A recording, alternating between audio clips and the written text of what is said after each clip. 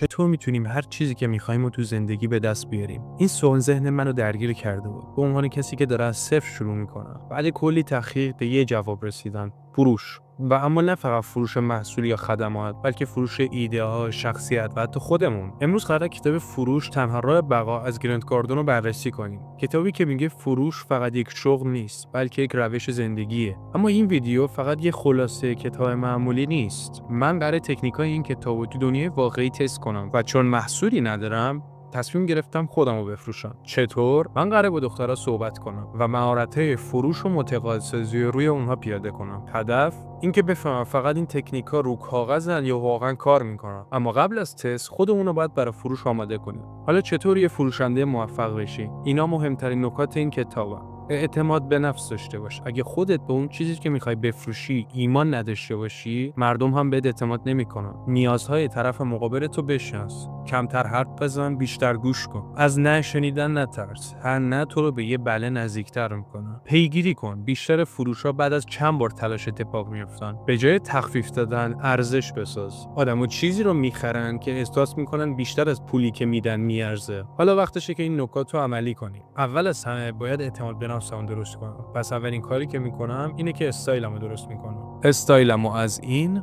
به این تغییر دادم. بعد درست کردن استایل وقت اینه که ظاهرمو درست کنم. پس حالا میرم آرایشگاه تا ظاهرمو کم بهتر کنم که اینم انجام شد. حالا وقت عمله. بریم با دخترها صحبت کنیم. باش.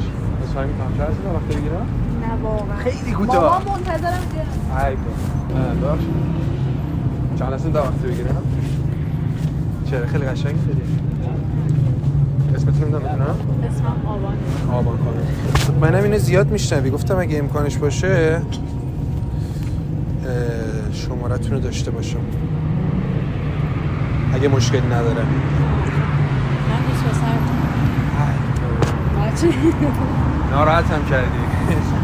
حالا اگه بخوام دوست باشیم چه مشکل داره؟ ترجیح میدم که باشه هر جور راحت بهش احترام میذارم. شب خوبی داشته باشید. ببخشید. عذرخواهی می‌کنم. چند هستیم تا وقت بگیرم؟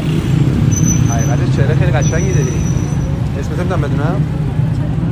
حالا اسمت می‌خوام بدونم دیگه. متوجه نشدم.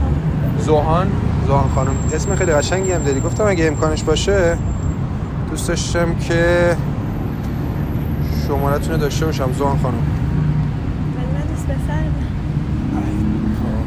حالا دوست معمولی باشیم.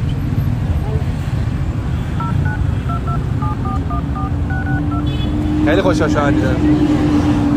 من نه دانشجو نیستم. من فقط اومده بودم اینجا بشینم یکم هوا رو باز شه. حالا مطمئنی دوست پسر داری؟ مطمئنی دوست پسر چی اسمش؟ در جدی؟ باش حالا با هم صحبت می‌کنیم. شب خوبی داشته باشید.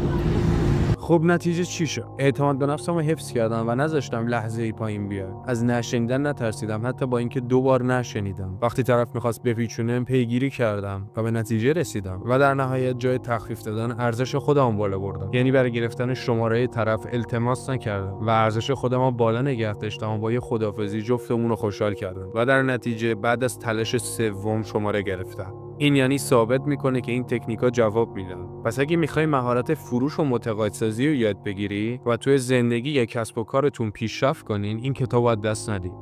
فروش تنها راه بقاست.